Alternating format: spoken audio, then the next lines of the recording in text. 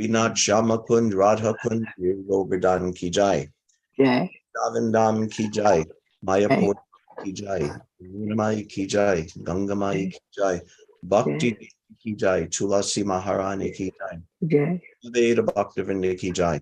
Jai. All glory to the assembled devotees. All glory to the assembled devotees. All glories to the assembled devotees. Hare Krishna. Glories to Sri Guru and Sri Govinda. Vishnu Vidaya Krishna Prasthaya Bhutale Shri Bhaktivedanta Swami Niti Namini. Namaste Saraswati Devi Bhavani Pachakani Nirvishesha Shri Radhikastadadi Shatarane. Om Namo Bhagavate Vasudevaya. Om Namo Bhagavate Vasudevaya. Om Namo Bhagavate Vasudevaya. Om Namo Bhagavate Vasudevaya. Om Namo Bhagavate Vasudevaya. Om Namo Bhagavate Vasudevaya. Hare Krishna. Good morning. Thank you to everybody for attending. Today we're doing Srimad Bhagavatam, Canto 1, The Creation, Chapter 19, The Appearance of Shukadev Goswami, Text 33. Yesham samsmaranat pumsam sadya shudyanti vaigraha kim punar darshana sparsha parashocha sanadibhi. Yesham samsmaranat pumsam sadya shudyanti vaigraha kim punar darshana sparsha Padashocha sanadibi. Yesham samsmaranat pumsam sadya shudyanti vaigraha kim punar darshana sparsha padashocha sanadibi. Everyone chant, please. Hare Krishna. Yesham sansmaranat pumsam sadyah shuddhyanti vaigraha kim punar darshana sparsha pada saucha sanadibhi. Yesham samsmaranat pumsam sadya shuddhanti vaigraha kim punar darshana sparsha padashaucha sanadibhi. Yesham samsmaranat pumsam sadhya suddhayanta vaigriha kim punardarshana sparsha pada saucha sanadivi. Yesham samsmaranat pumsam satya shuddhayanti vaigraha kim punardarshana sparsha pada saucha sanadibhi. Hare Krishna. Yesham samsmaranat pumsam satya shuddhayanti vaigraha kim punardarshan sparsha padasocha sanadibhi.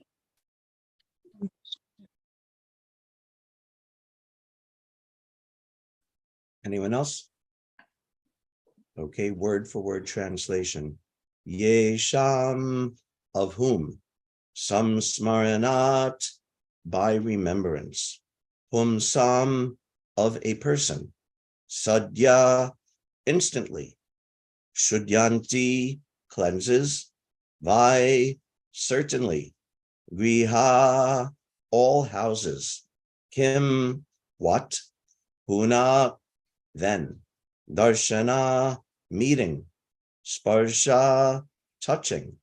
Pada, the feet. Shocha, washing. Asana adibi, by offering a seat, etc. Translation. Simply by our remembering you, our houses become instantly sanctified. And what to speak of seeing you, touching you, washing your holy feet, and offering you a seat in our home. Purport by His Divine Grace Srila Prabhupada. The importance of a holy place of pilgrimage is due to the presence of great sages and saints. It is said that sinful persons go to the holy places and leave their sins there to accumulate. But the presence of the great saints disinfects the accumulated sins, and thus the holy places continue to remain sanctified by the grace of the devotees and saints present there. If such saints appear in the homes of worldly people, certainly the accumulated sins of such worldly enjoyers becomes neutralized. Therefore, the holy saints actually have no self-interest with the householders. The only aim of such saints is to sanctify the houses of the householders, and the householders therefore should feel grateful when such saints and sages appear at their doors. A householder who dishonors such holy orders is a great offender. It is enjoined, therefore, that a householder who does not bow down before a saint it is enjoined, therefore, that a householder who does not bow down before a saint at once must undergo fasting for the day in order to neutralize the great offense. Yesham san smaranat pumsam sadyashudyanti vaigraha kim punar darshana sparsha padashocha sanadibi. Simply by our remembering you, our houses become instantly sanctified. And what to speak of seeing you, touching you, washing your holy feet, and offering you a seat in our home. Namo Om Vishnu Padaya Krishna Prasthaya Bhutale Srimate Bhaktivedanta Swaminiti Namane Namaste Saraswati Deve Gauravani Prachayane Nirvishesha Shanivadi Paschata Deshatarine. Hare Krishna. Today is also the disappearance of Srila Gopal Bhatta Goswami. If there's a little time at the end of the class, I'll read a short bit about him also. So this verse, finishing up, getting close to the end of the first canto, the handful of verses left. And Parikshit Maharaj is so pleased to see Srila Shukadev Goswami. He was preparing to end his life. The moment is coming and the perfect person comes, and he's so pleased and so happy and so grateful to be able to welcome Srila Shukadev Goswami. So grateful for the association of saintly persons. There are certain items of devotional service that again and again and again we hear about, and Prabhupada speaks about and are emphasized over and over. And those, of course, are the six very important, very powerful items of devotional service. The Nam Kirtan, Satsang, Bhagavat Shravan, Mathuravas, Archamurti, Shraddha Sevan. Did I leave? Anyway, Satsanga, Nam Kirtan, chanting the holy name, of course. Satsanga, associating with devotees. Bhagavat Shravan, Mathuravas, and Archamurti. 5 items, I'm sorry, not 6, 5 items, very important items of devotional service. And they're so important and so powerful that, remember, these 5 items are taken out of the list of 64, I think it is, items in Bhakti Rasamrita Sindhu, which are all enumerated one after the other. But then at the end of that list, Srila Rupa Goswami explains that these 5 items are so powerful that just a little bit attachment to even one of them can elevate one to the stage of bhakti. So these 5 items are so important, as well as the first 3 items in the list are also extremely important. Approaching a spiritual master, taking shelter of him, taking initiation from a spiritual master. These are also essential, but these 5 items, again and again, chanting the holy name. Prabhupada is always speaking about these things. Chanting the holy name, taking the association of saintly devotees, reading Srimad Bhagavatam, residing in the holy place and worshiping the deity form of the Lord. So important and so powerful, over and above. It's not that they're over and above all the activities of bhakti are important, but these are so powerful that they can bring one to the stage of bhava. And in this section of the Bhagavatam, all 6 of these items also do keep on coming up. Of course, Bhagavat Shravan, the whole first canto is so many times stressing Bhagavat Shravan, hearing Srimad Bhagavatam. So much is stressed. Chanting the holy name in the previous chapter, let's see, chapter 18, text 19.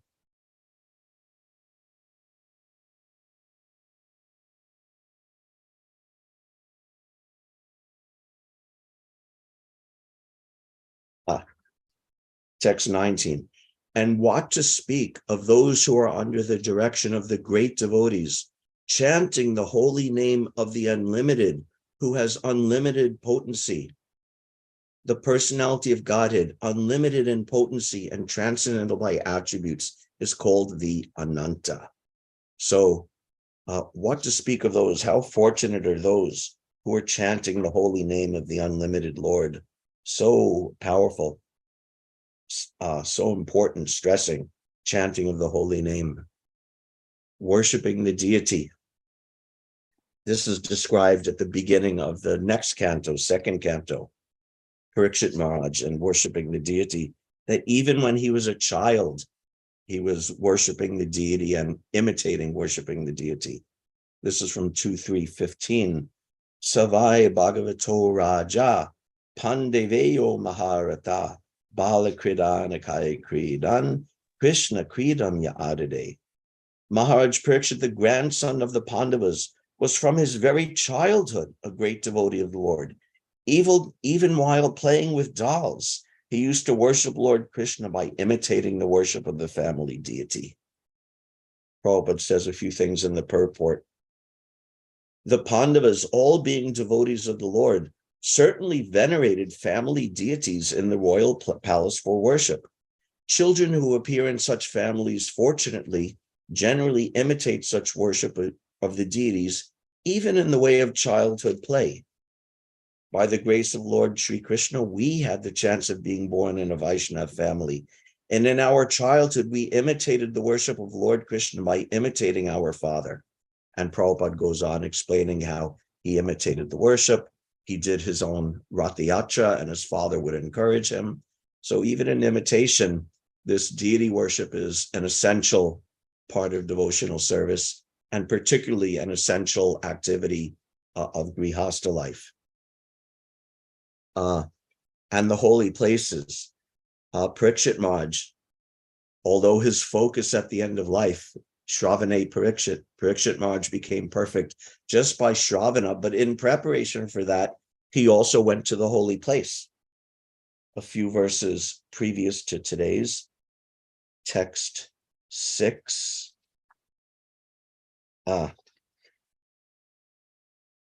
Text 6 of chapter 19. The river Ganges, by which the king sat to fast, carries the most auspicious water, which is mixed with the dust of the lotus feet of the Lord and tulsi leaves. Therefore, that water sanctifies the 3 worlds inside and outside, and even sanctifies Lord Shiva and other demigods. Consequently, everyone who is destined to die must take shelter of this river. So taking shelter of the holy places, and specifically the holy rivers. And in the purport, Prabhupada explains that it said the river Ganges, but actually this is referring to the river Yamuna. The Yamuna is actually just a branch of the Ganges River. But this is actually referring to the river Yamuna, where Parikshit Maharaj took shelter at the time of his cursing to die. He explains, Jiva Goswami explains why and how it refers to the Yamuna. And Prabhupada says even geographically, it makes sense that with his capital in Hastinapur, that it makes sense that he would take shelter at the river Yamuna. So even his main business was hearing, but still he's going to the holy place. He's taking shelter of the holy river. And of course, sadhu sangha, associating with devotees over and over. We hear about these, and these could bring one to very elevated stages of devotion very quickly. So today's verse is about this, associating with devotees. That Parikshit Maharaj, a devotee came to my house. My house is Sadhya Shudyanti Vaigriha. My house is immediately completely purified by the arrival of a great devotee, just by your presence, just by your darshan, just by your being here. What to speak of serving you, touching you, offering you asana adibi. Asan means seat. Offering you a seat, adibi, and other things means seat, water, gracious words of praise, offering prasad, offering donation, offering charity, all of these things, adibi. But you do that and your household becomes purified. So this is satsang, associating with devotees. Satsang is not physical proximity, that you're this far apart from a devotee and it's not satsang, and now you're like this with a devotee, so it is satsang. It's not just physical proximity. The mosquito is also very close, right on your body, but that's not satsang. It's simply a disturbance. So important to do this satsang, associating with devotees, and specifically welcoming devotees into your house. Srila Rupa Goswami gives positive injunction and negative injunction. He says, Atyahara Prayasacha, all the things that you're supposed to give up in order to prosecute your devotional service nicely. Being too greedy, being too lusty, and jana sangam, associating with materialistic persons, has to be given up.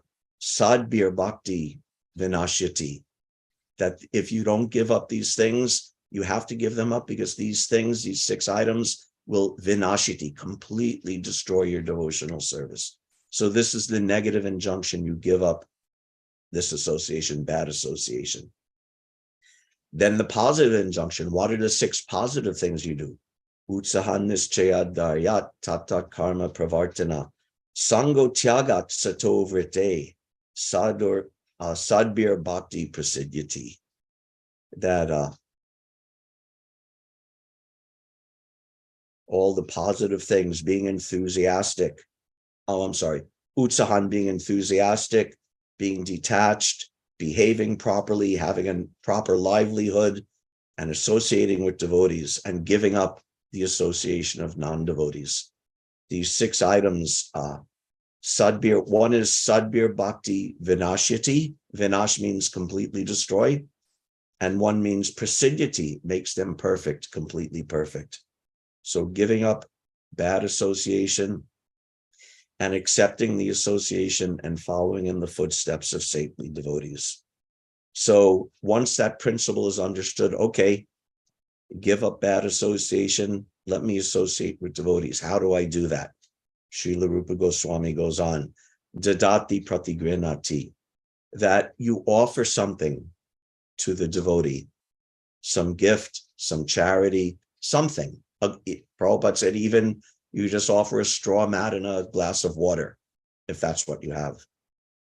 You offer something, and if the devotee also offers back to you, you very graciously and gratefully, you accept that. And this is exchange, because sadhu sangha is an exchange. It's not one way. That you're offering, you're accepting back and forth. And in this way, a relationship is forged. Dadati pratigrinati, bhunkte bojayate chaiva. Oh no, what's next? Guyam akiti prichati, that you're not only giving actual things, concrete things, but you're revealing your internal state. You're speaking confidentially. You're revealing your mind. You're revealing your heart. You're revealing your realizations and your doubts to the saintly person, to the devotee who comes to you, especially who enters your house. And that devotee is also revealing his mind and his heart to you, his problems, his questions. Perhaps if he's an advanced devotee or a friend, he's giving answers to your questions. So Guyamak iti Prichati, there's this exchange, heartfelt exchange of confidential discussion. Confidential, not in the sense necessarily of being secret, but that they're real, they're from the heart, they're important, they're heartfelt. Not just, oh, like people meet each other. Oh, hi, how are you? What's up? How's it hanging? We say like this without really caring how a person is doing, nor are we expecting a real answer to how a person is doing. It's just a social convention. I had a friend, Gita Nagari Das, I used to work for him. And when people used to say to him at work, he was a funny person. People used to say, oh, how are you?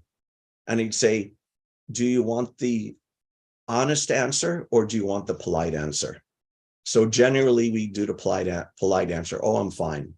But Guyam Akiti Prichati means you're actually revealing your heart to the person. And Bhungte Bojayate Chaiva, you're offering food and accepting foodstuffs. You're feeding the person and the person is offering prasad to you back and forth. So this is a solid idea now. Now we're getting a more solid idea of the actual nature of satsang. What is it? Offering gifts, exchanging, giving and exchanging back and forth, speaking confidentially about our problems, our realizations, and as much as possible about Krishna, speaking Krishna Katha. What's the Kathayantas Chamam Nityam Tushanti Charamante Cha, because this is the kind of talk, Krishna Katha, which will fully satisfy us and give us the pleasure we need. So this is the essence of devotee association, and offering prasad and accepting prasad. So these are you could say the mechanics or the actual activities of associating with a saintly person, associating with a devotee. And then even more fine-tuning Srila Rupa Goswami gives. According to the level of the devotee, you exchange differently. Anyone who chants the holy name, anyone who is a devotee, whatever their status may be other than that, is worthy of respect. At least respect within the mind that, oh, here's what you appreciate and you're happy to see, oh, here's a person who's chanting Hare Krishna, how glorious. And that person is worthy of respect, at least within the mind. If they're chanting, even if their behavior is not so refined or not so perfect or not so good, the fact that they're chanting makes them respectable. Then beyond that is the person who has accepted Diksha. That person, you actually respect them by actually bowing down, offering obeisances to that person. Now, this is interesting. Someone who has accepted Diksha, this doesn't just mean someone who has gone through the ceremony. You know, oh, I sat for half an hour in front of a fire. That's Diksha. Diksha is a very deep thing. When Prabhupada, at least like a dozen times I've seen or heard Srila Prabhupada when he's explaining Ado Shraddha Tata Sadhu Sangha, Anartan, Bhajana Kriya, Anartan Vritti. When he's discussing Bhajana Kriya, he explains many times Bhajana Kriya means Diksha, means taking initiation. This is how he translates and explains Bhajana Kriya. So someone who has accepted Diksha means someone who is undergoing Bhajana Kriya, which means someone who is behaving properly. They're actually not just chanting, but behaving badly, but they're actually taking up the activities of devotional service. So that person is worthy of respect by bowing down.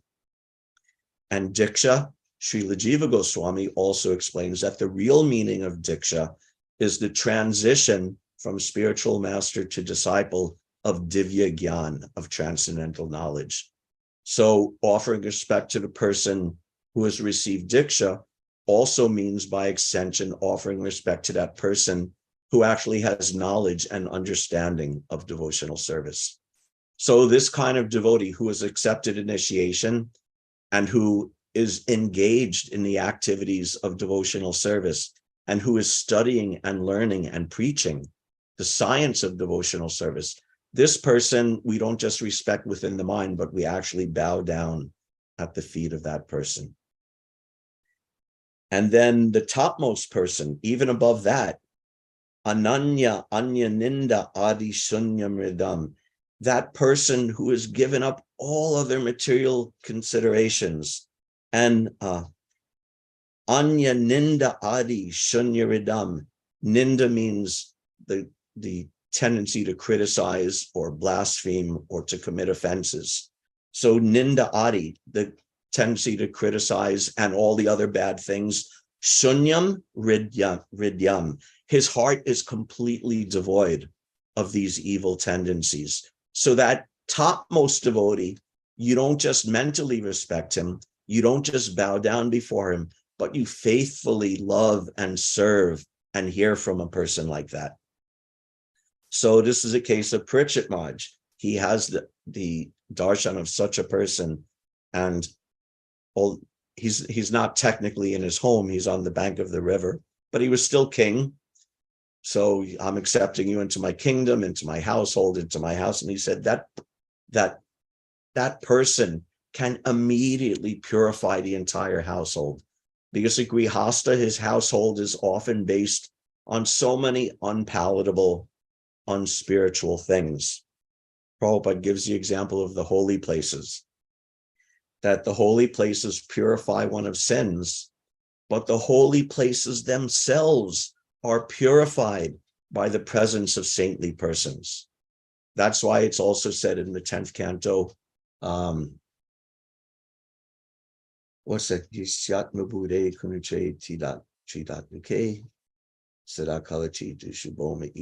Yatirta budhe shalile nakarhichit janesha bigeshu saeva gokara. That if you go to the holy place and think, okay, I bathed in the river, my business is done, now I go home.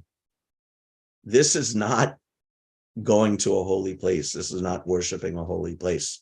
That you just go there, oh, here's the river, I bathe in the river, boss, business finished. No, if you do that, if that's your idea of going to a holy place, and you don't go to hear from the learned, advanced, and sincere practicing devotees at that holy place, then you're Saeva Gokara, no better than a cow or an ass, along with those who consider their material bodies composed of mucus, bile, and air to be their very self, along with those persons who think, oh, my wife, my children, my family, my nation, all this is mine. The person who thinks, Boma EGD, oh, I'm an Indian, so India is worshipable. I'm an American, so America is worshipable. I'm a whatever, therefore my land is worshipable. All these, and the person who doesn't understand the nature of the holy place, that the essence of it is worshiping and hearing from the devotees there, Saeva Gokara, no better than a cow or an ass. So this is the importance of this, how to understand who is a devotee, what level of devotee is that person is, how to discriminate the quality of a devotee, and how to properly respect and honor and associate with all of them. This is so important. The discrimination is also important. Srila Prabhupada said of his father, for example, that especially when Prabhupada was a child, a baby, every sadhu, any sadhu that came, his father would invite them in and said, oh, please bless my son, that he'll become a pure devotee of Radharani. We've read in Srila Prabhupada Lilamrita, that every sadhu, anyone in saffron, anyone who had the dress or appeared to be a saintly person. But then actually, Prabhupada's father in his later years, he became more discriminating and more disdainful of bogus sadhus, of cheating sadhus, of imitation saintly persons. Just like Prabhupada also tells how when he was doing Prabhupada was still a grihasta doing his Prayag pharmacy in Allahabad. And the Gaudiya Math was just starting their Allahabad branch. So some of the sannyasis and devotees from Gaudiya Math came, and they came to Prabhupada. They said, oh, we got your name. We heard you're here. help us start this branch. So Prabhupada invited them in, and then it was arranged they were doing a program at Prabhupada's house. And Prabhupada's father was living with him at the time. And he came down and he was actually critical. Oh, what's this? More cheating sadhus? What's this? He was actually criticizing. And Prabhupada explained, no, these are from Gaudiya Math. And then Prabhupada says, oh, Gaudiya Math, that's different. That's a different thing. These are proper Vaishnavas. And then he was appreciative. So some degree of discrimination, but mainly that all devotees are worshipable, respectable, and especially the topmost devotees and the nice devotees, we want to associate with them. And specifically, we want to invite them into our house. So why is this important, especially for the grihastas, inviting sadhus into the house? Like I said, the householders, we have to work, we have to do so many things to maintain our family. And of course, all these things are also, when done properly, are also part of the activities of Krishna consciousness. But at the same time, grihastas, we have to deal with the material world. I have to go to work, and the people there, they're talking their nonsense and eating their nonsense. And even when they try to be nice, just like I'm a little withdrawn. So at work, I'm not very social or sociable. But one person after work last week said, oh, Adam, we're all getting together after work and we're going to see some Spider-Man movie. Why don't you come with us? And I had to, I thanked him very much for asking, but I had to, as graciously as possible, disagree. So we have all sorts of contaminations and association that are not ideal in our work. So it's like Grihastha ashram is like a holy place. It's actually a sacred ashram, a shelter for devotional service. But as a holy place can get overloaded with sins and contamination, so can the Grihastha ashram if we're not careful. So if we invite these saintly persons into our griha, into our home, this contamination can be removed. Therefore, in Vedic culture, this is such an important item that you invite saintly persons into your home, you offer them a sitting place, you feed them, you speak some kind words, you hear from them, such an important thing. Because again, the tendency of grihastha life is to sort of contract our concerns.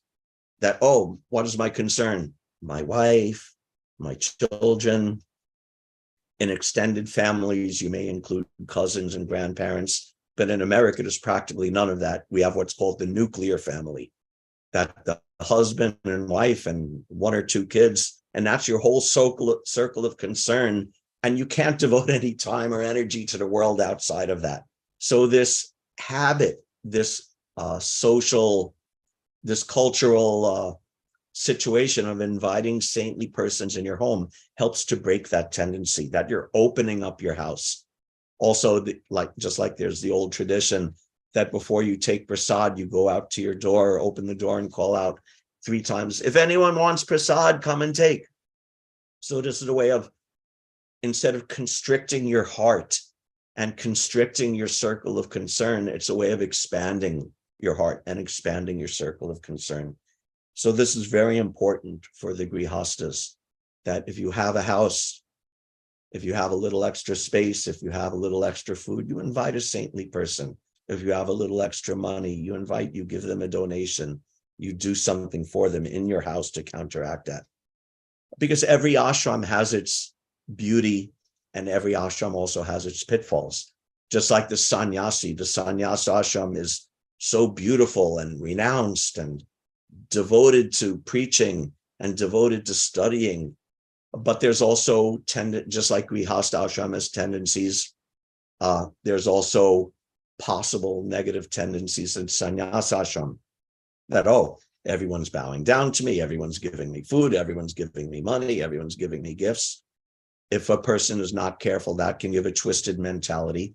So there's also rules in the sannyasa ashram to counteract that the sannyasi has to be very renounced, he has to be very simple, he doesn't keep big bank balance, he doesn't keep big palaces to live in, to counteract that tendency to be puffed up. Because after all, in one sense, they're a little bit dependent on the grihastas. Now to grihastas, there's also in the Bhagavatam saying, oh, look at the materialist thinks, oh, look at these beggar sannyasis. They have to come to me for their subsistence. So a grihasta should not think like that. But the sannyasis also shouldn't think, oh, I'm so great, I'm so above everyone else, because they're also dependent on others.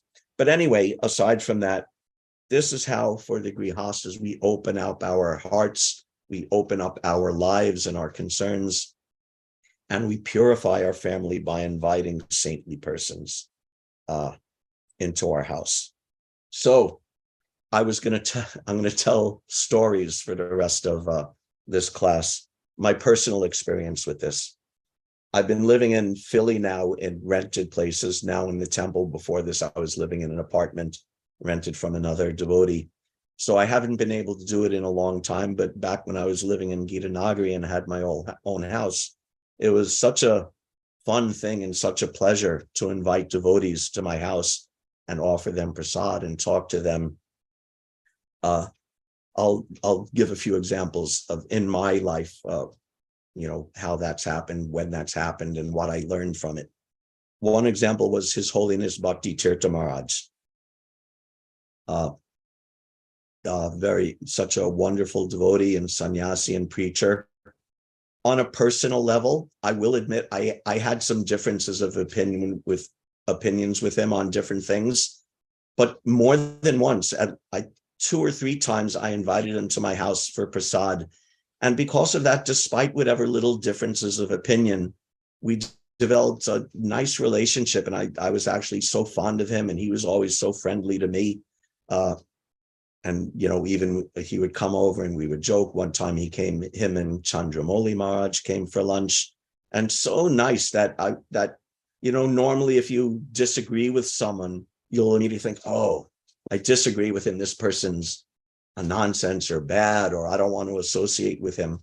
But that really taught me that even if it's some minor little differences of opinion, you could still be friendly and learn from that person and hear from that person and become inspired by that person. And a minor difference of opinion won't kill that, won't crush that. If you do that, if you open up your house and offer, come, let's take prasad, let's talk, let's be friendly. I'll reveal my mind to you. You speak to me. I'll give you prasad. We'll honor prasad together.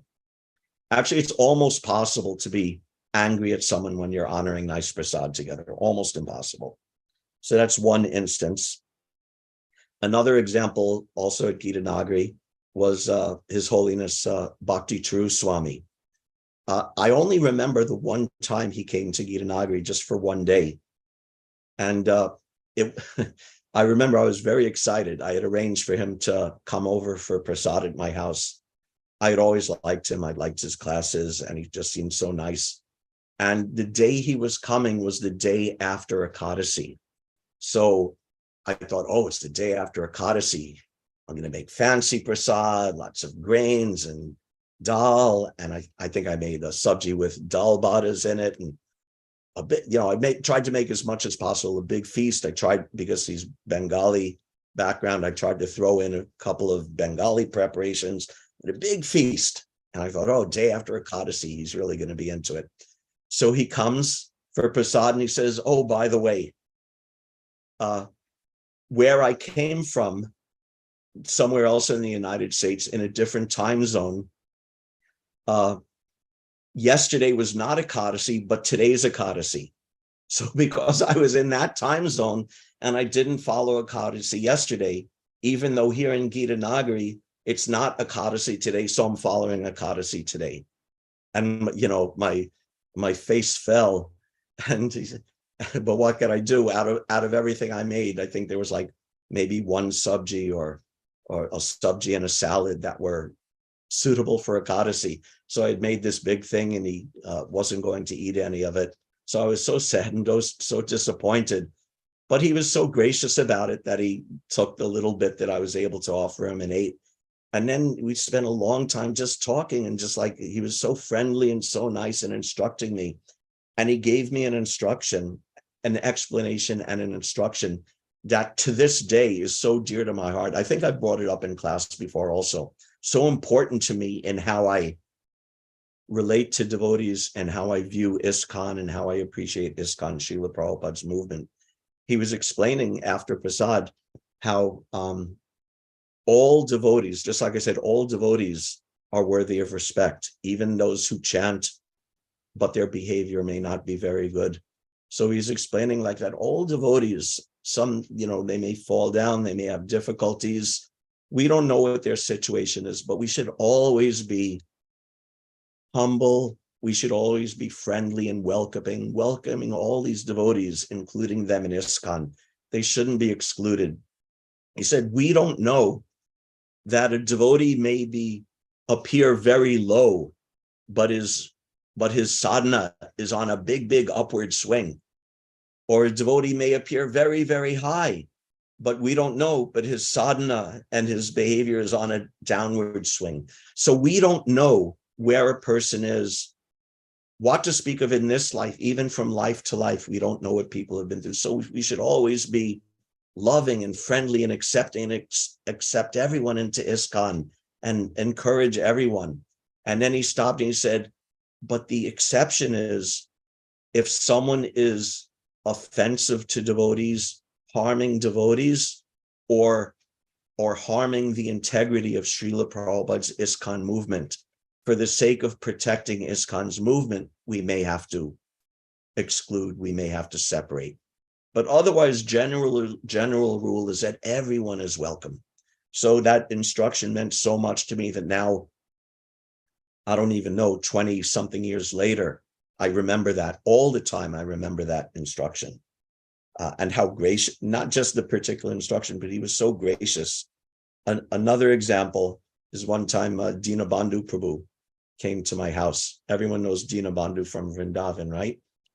Wonderful devotee and friend for a long time. And everyone knows his ability to preach and discuss Krishna Katha and sing bhajans is just so superlative. So he actually came to Gita Nagari after a long time, and I had him over to my house for prasad. There's that song by Srila Bhaktivinoda Thakur, Shuddha Bhakata, Ye Dina Grihe, Bhajana Deki, Grihe Te Golokabaya. Bhaktivinoda Thakur sings that one day while I was performing my sadhana, doing my bhajan, I saw my house transformed into Goloka Vrindavan. My sadhana, my bhajan is not capable of turning my house into Goloka Vrindavan, not by any amazing stretch of the imagination can my sadhana or my bhajan do that.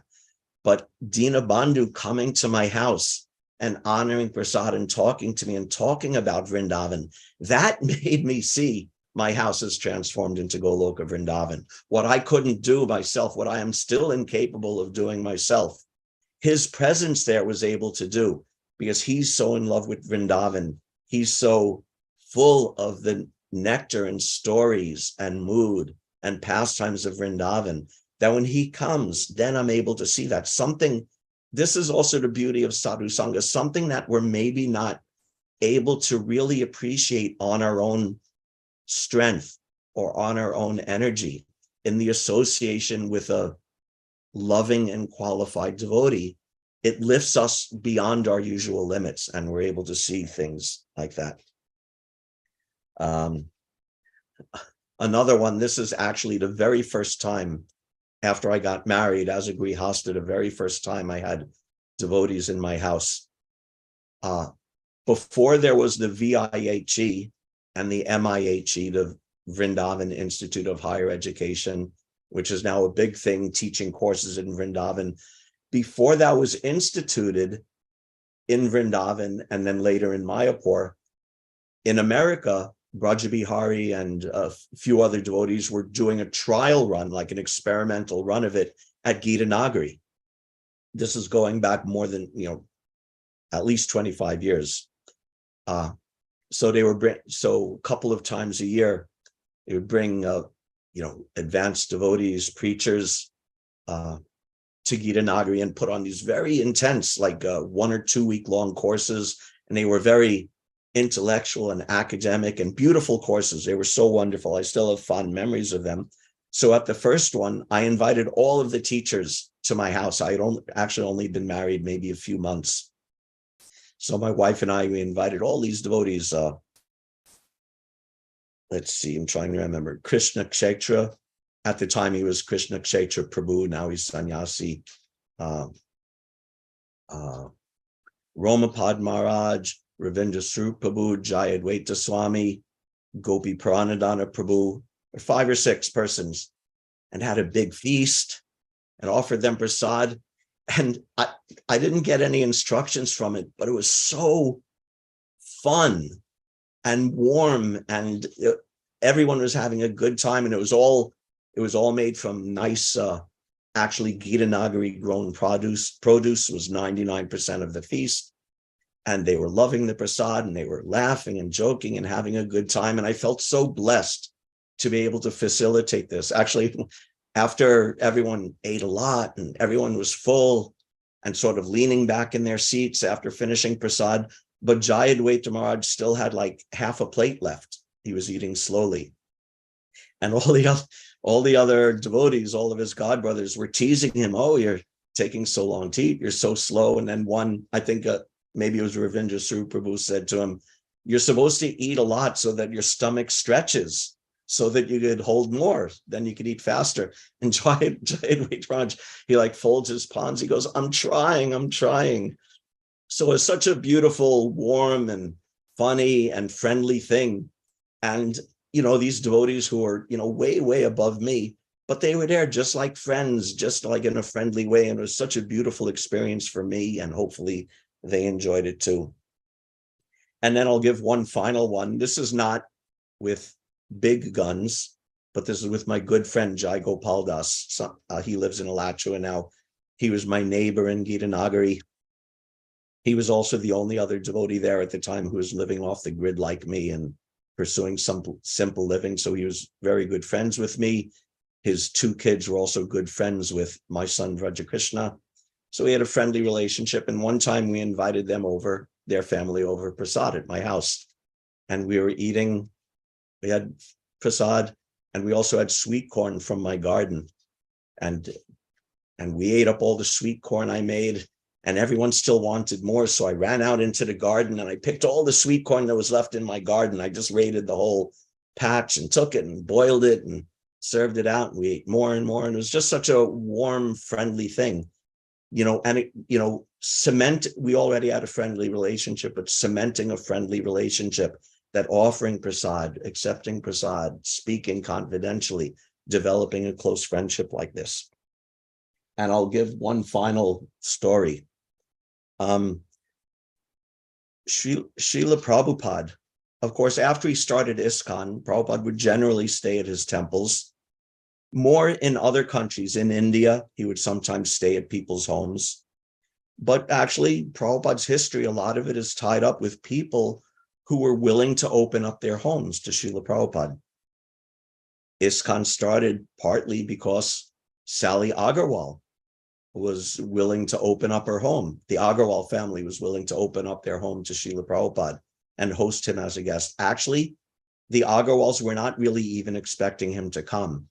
Gopal Agarwal's father was I think a Mathura businessman who had always, several times, some saintly person wanted to go west, and he would have his son fill out the forms that he would support him, be responsible, and none of them ever came. And then he also did it for Bhaktivedanta Swami, so here's another sadhu.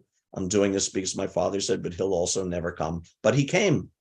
Prabhupada came, and he spent a long time living with the Agarwals. So because they were willing to open their house and serve like that, even they weren't devotees necessarily, but because they were willing to open up their house to him. And then Dr. Mishra was not even a devotee. He was a Mayavadi and even a little resentful in certain ways. He didn't like Prabhupada preaching Vaishnavism, but he gave him some facility. He opened up his studio. He opened up an apartment for Prabhupada to stay for a little while. Karlapati, who was a drug dealer and a drug user, and Prabhupada he opened up his house. Prabhupada stayed with him for some time. Even they had meat in the refrigerator, but Prabhupada tolerated. But because he opened up his house, Prabhupada again had facility to go on preaching. So many examples of that. But then it became a little bit more rare. Another example, Gopal Bhatta Goswami became a sixth Goswami because his father, Venkata Bhatta, opened up his house to Chaitanya Mahaprabhu when he was touring. So Srila Prabhupada, just imagine if you could open up your house and have Srila Prabhupada come over to your house and you could serve him and offer him a seat and offer him water and offer him prasad. So I have a friend who was able to do that. Very good friend, a devotee couple in Gitanagari. I'm not sure how many of you know them. Mother Taruni and Yarunandana Prabhu, who live in Gitanagari, who have lived in Gitanagari for a long time. They have a whole, it's quite an amazing story. I actually spoke to Mother, to get all the details, I spoke to Mother Taruni on the phone a couple of days ago. And I actually had, as she was explaining it to me, I actually had tears coming down my cheek. It's so beautiful. They were a young couple back in the 60s. They were living in the Lower East Side. And they had even seen the Harinam in Tompkins Square Park a couple of times. They had seen the Kirtan, although they don't remember seeing Srila Prabhupada, but they remembered a Harinam. And they heard the Maha Mantra and they remembered it. And sometimes they would talk about it or say the Maha Mantra. They had a little influence. And they even visited 26 Second Avenue a couple of times and left a little more impression, but still not that much. And they went on with their life. And this will become relevant later. One time they were going out of New York for a few days. So a friend of Yarunandana, he was John, I think was his name, John Stalker. A friend said, "Oh, you're going to be out of town. Do you mind if me and my girlfriend stay in your apartment for a few days while you're away?" So he said, "Yeah, sure." And he met the friend and the girlfriend, Arlene, and they spent a few days at his apartment when they were out of town. And then he came back and they left. So anyway, after some time, he moved out of, I hope that this story is so amazing to me, so I'm excited to tell it. I really sincerely hope that everyone else is liking this, appreciating this also. So anyway, eventually they moved to Ohio, and they were renting a nice house in Ohio. And they had a friend, not a friend, a casual acquaintance who used to arrange speaking engagements for different people. So one time he arranged Timothy Leary to speak at one of the nearby universities, and they went to hear that. Then there was a speaking engagement by Allen Ginsberg, and they went to hear that. And Mother Taruni told me that she went there thinking, oh, he's going to read his poetry or speak something. But all he did was he took out a harmonium, and for 1 full hour, he chanted Hare Krishna. And that was the whole Allen Ginsberg program. This is Allen Ginsberg by himself, not with Srila Prabhupada. So after that, they became more and more fascinated by the Maha Mantra. At the time, they had one child, a 1-year-old son, and he was having some health problems, and she was into macrobiotics. So she used to had like a hand coffee grinder. And because they were into macrobiotics, she would take brown rice and grind it in the coffee grinder to like, grits, or grind it into pieces to make like a brown rice porridge for her son. And after doing it, used to take her like half an hour every day to grind the brown rice into cereal. And she said she said she was so bored grinding the rice. And then she remembered the chanting of Hare Krishna from this was in 1969 now. She remembered the chanting of Hare Krishna from 1966 in Tompkins Square Park, and from a short few months earlier from Allen Ginsberg. So she started chanting Hare Krishna while she was grinding the brown rice cereal for her son. So then that acquaintance who would arrange programs at colleges just by chance happened to meet Yadu, John, and said, oh, there was just this big program with Allen Ginsberg and Swami Bhaktivedanta at Ohio State University. This is a big famous program of Prabhupada and Allen Ginsberg. And he said to John Yadu, he said, my house is undergoing some renovation. So, and your house happens to be on the way between Ohio State University and the university in Athens, Ohio, where Prabhupada was going next. Do you mind if Swami Bhaktivedanta stops at your house for a rest stop on the way there? So he didn't, think anything of it. He said, yeah, sure, why not?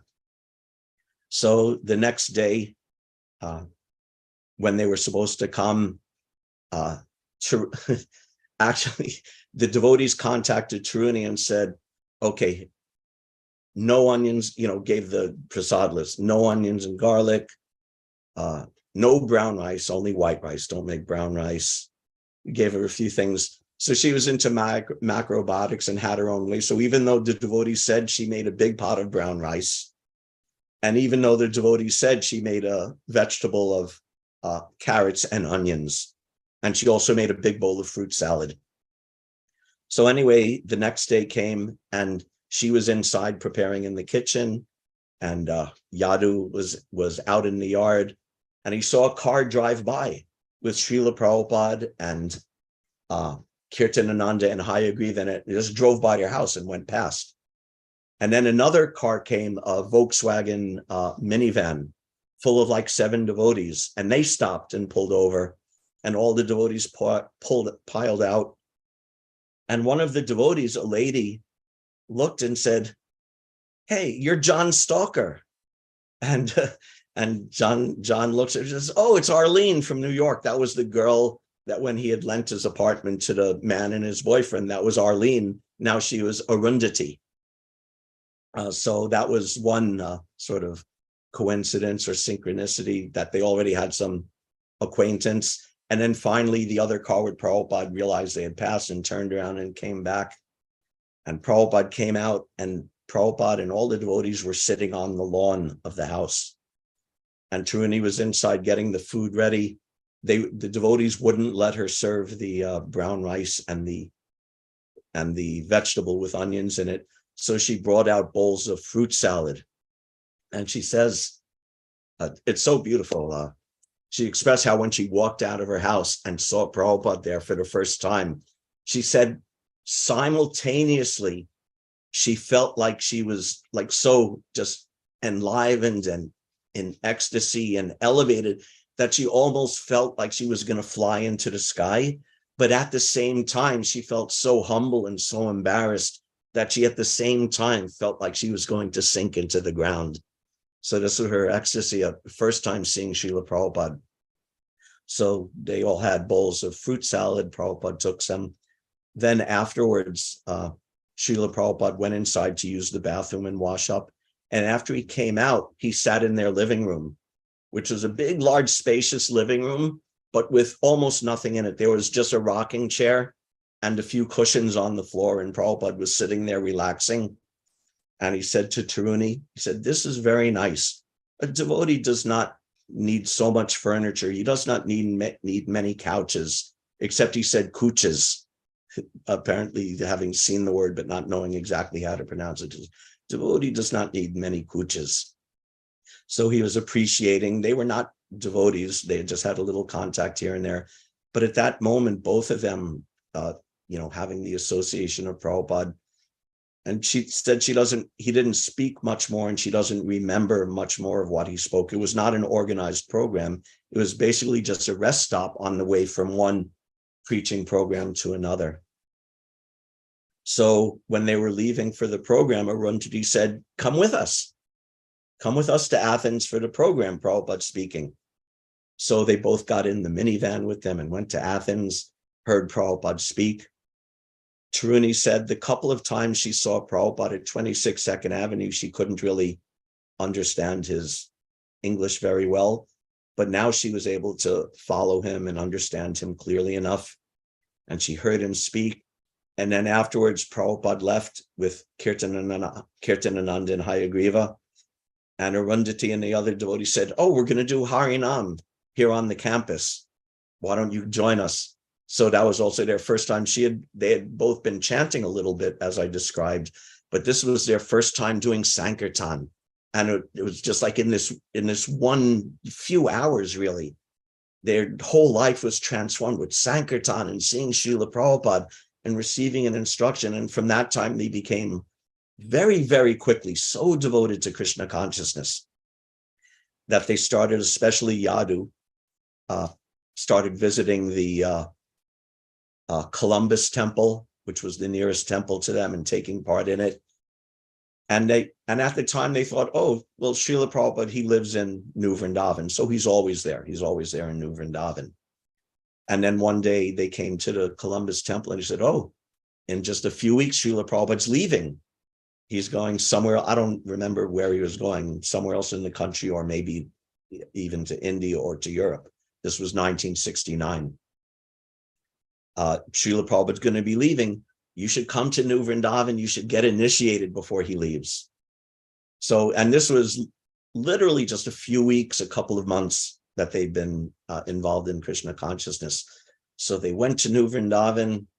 They saw Srila Prabhupada. They went back to their home and they actually left everything. They gave up everything. They left stuff behind. They stored things in friends' basements that they never went back to get. The only thing they still have from that time is the rocking chair that Srila Prabhupada sat in when he sat in the rocking chair in their living room. They still do have that rocking chair in their home. So they picked up everything and moved to New Vrindavan with a 1.5-year-old son. And they were living in a tent because that was very hard living, very austere living in New Vrindavan at that time. And one time things were very relaxed. Then Taruni was wandering around I don't know her name before she was a devotee. She was wandering around the trails and she happened to meet Srila Prabhupada just walking through the trails, walking around the farm. And her initiation was coming up in a day or two. And she said, oh, Srila Prabhupada, can you also marry us? And Prabhupada looked very strange. He said, oh, you are not married? And she said, no, we're already married. We're already married, but we want you to perform a marriage ceremony for us. So the next day she was initiated, became Taruni. Prabhupada explained Taruni means a young girl, like the young girls of Vrindavan. Yadu became Yadu Nandan.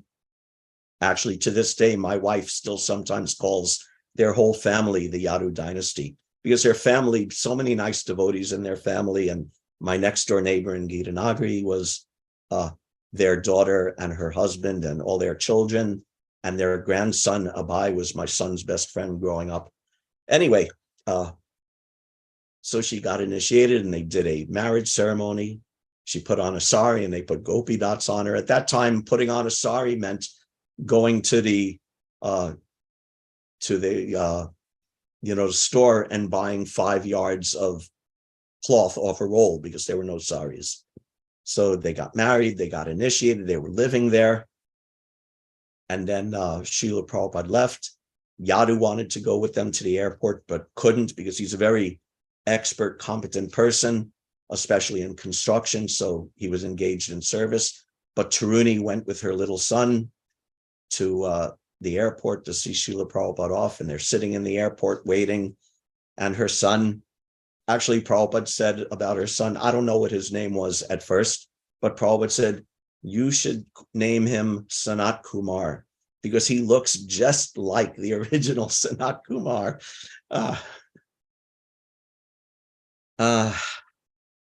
Anyway, so Sanat Kumar was also in the airport. His mother was trying to hold him and sitting at Srila Prabhupada's feet.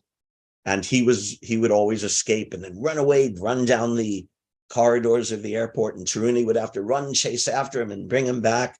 And every time she'd bring him back, she'd offer obeisances again, and then he'd escape again and run away again, and she'd chase him down and bring him back and offer obeisances again. And Prabhupada said, oh, he is very naughty. That means a very intelligent child. So anyway, Srila Prabhupada left, and they lived in New Vrindavan for some time. They've been living in Gitanagari for so long, and they're such nice persons and such beautiful devotees. And it's all from that time. Prabhupada came to their house, and even it wasn't in order. Okay, she made her brown rice. She made her onion sabji. Just like, what's the story? at 26 Second Avenue. One time a drunkard came in completely intoxicated with some rolls of toilet paper, and he came stumbling in and said, "Hey, I have something for you." And I think the devotees or neighbor Prabhupada said, "Oh, don't disturb." He said, no, this is for you." He went in the bathroom. He put some rolls of toilet paper there for the bathroom. And then he went out, and Prabhupada said, "Just see, even he is not in order. Even he is not in order. He is trying to offer some service. So Taruni, whatever, some brown rice, some onion sabji, this is a little thing, but she offered some service, and Prabhupada came into her house. And because of that, it opened up their whole life. Anyway, I'm sorry, that took a long time. It's very late now. Hare Krishna. Oh, and anyone who's agreed, two requests. If you're a grihasta, you should practice this. If you have a house, you should practice this. A senior devotee or a friend or any devotee, open your house, invite them in, give them prasad, preach to them or reveal your mind to them, speak to them, give them a gift. And my second request is that in 2 weeks, if you go to Gita Nagari, that you find Mother Taruni and Yadunandan Prabhu, and you offer obeisances. You offer obeisances at their feet. Hare Krishna. Thank you very much for your kind attention, everybody. If there's any questions or comments, we can do now.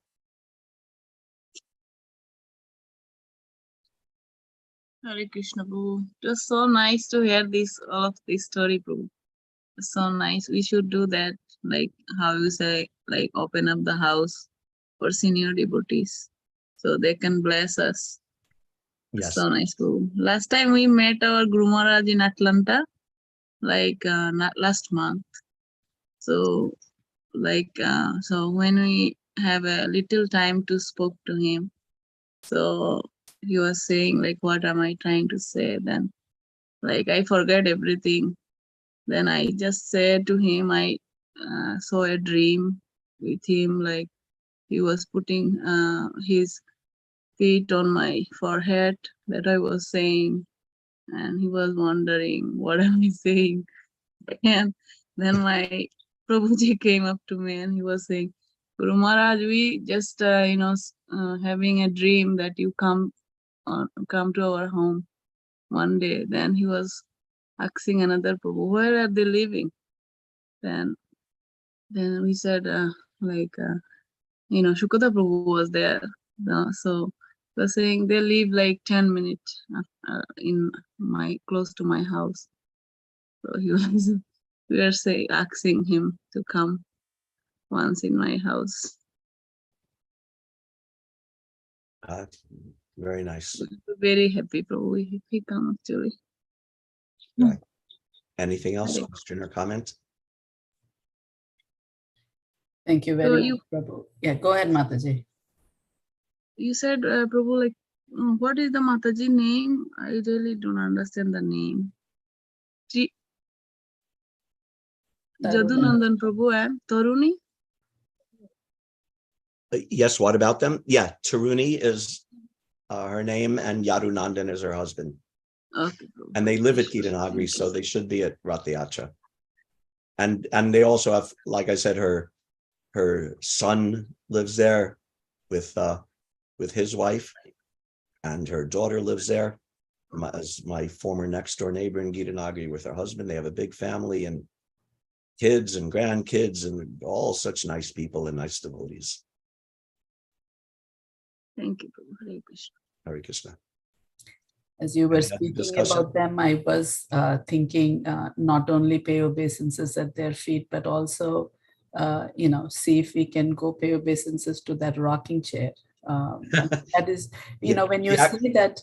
I don't know if it's, she said it's really broken. It has like it's one of those chairs with the like woven seats. Mm-hmm. And that weaving has all disintegrated. So they have the chair, but the whole sitting and back part of it is gone. So they're thinking of getting it renovated. But she said they do still have it. Every little piece is prasad, Yes. doesn't matter. And that also is just so amazing that they left everything behind, but even then, and Yeah. all of these stories, what amazes me is, of course, now we know Prabhupada is, this great and he has done all of those things. But in those early days, he was still just as great then. Yeah. He was just as great, but for everybody, and they were all so young. When I was that young, I mean, I had no intelligence at all to understand such matters. But the point I think that you made is that association, that Lavamatra association, that Yes. and that is what made all of these things manifest. And that is what we have to remember. And the point is, yes, Prabhupada is absolutely wonderful, but these people are also representing Prabhupada, and we need to pay obeisances at their lotus feet and learn to recognize. Had you not told us this story, when we would have, gone past Mother Taruni or Yadunandan Prabhu, we would have walked past them thinking, okay, there's some devotees. Right. And we have to learn to recognize these signs. And sometimes I think we take things for granted because we are seeing them in our midst every day, and we talk to them, and we do our service with them, and we don't understand the importance. When we went to Sadhu Sangha, Vishnugada Prabhu was invited to a home program that was organized. And those people understood how wonderful it is to have association of somebody who was around when Srila Prabhupada was around. And the Yes. way they welcomed him, they blew conch shells and they showered Oh, flowers, wow. and they had jasmine garlands. And then I just realized that, if they are in our midst and we are taking them for granted, we tend to look at their shortcomings and not at what it is they have to offer to us. Right. And that's something that's becoming rarer. It's just a fact of life that those who actually had association initiated by an association and pastimes and actually observing Srila Prabhupada every almost week by week nowadays, I see, there's less and less. So you find someone like that, embrace them, beg them, tell me. Just like the story about Taruni and Yadu, over the years, I had heard like bits and pieces. But in preparation for this class, I actually called her up. She's still at Gita Nagari. So I called her up and said, tell me about it. And it was just, I'd heard bits and pieces before, but hearing the whole thing from her, it was just so beautiful and so inspiring and so wonderful to me to hear that. So if you find a devotee like that, go for it, because the opportunity won't be there forever. I remember Ravindra Swarup Prabhu so many years ago say that, and I kept thinking, what does he mean? I remember that one class so clearly when he said, all of us who were there when Srila Prabhupada first came, we're all leaving. So you need to take this thing very seriously. Yeah. And what that means is that we understand it the way it should be understood, not just sit through a class and like you were showing with your hands, not the proximity, but to actually understand and accept it the way Srila Prabhupada wanted us to accept it and understand it. Yeah, and that's the real thing, because those of us here who never saw Srila Prabhupada, who were not initiated by Srila Prabhupada, it's incumbent upon us to become as serious, as responsible, as knowledgeable, and as much in Prabhupada's mood as those who did have that. Because if we're not able to do that, then ISKCON's future is not very certain. Yes, yes. So those of us who are not disciples, what to speak of us, disciples and grand disciples and generations later, that Prabhupada's, I want to know, or I want to hope that 1,000 years from now, someone is telling someone in ISKCON oh yeah, there were these devotees 1,000 years ago, Taruni and Yadu, and they met Srila Prabhupada, and he came to their house. Yes. That I hope for that. And and not only stories like that, but that things are still being done, that Prabhupada's books are still the center, and things are done in the way that Prabhupada liked them, and preaching is going on in the way that Prabhupada preached, all these things. Yes. Those of us who are grand disciples or great grand disciples need to carry that on. Yes, that mood, that is very important. Okay, it's late. Thank you very much, everybody, for your very kind attention. I hope everyone has a wonderful day. All glories to Srila Prabhupada. Panchakalpatarubhyascha kripasindhubheva patitanam pavanebhyo vaishnavebhyo namo namaha. Hare Krishna. Thank you, Prabhu.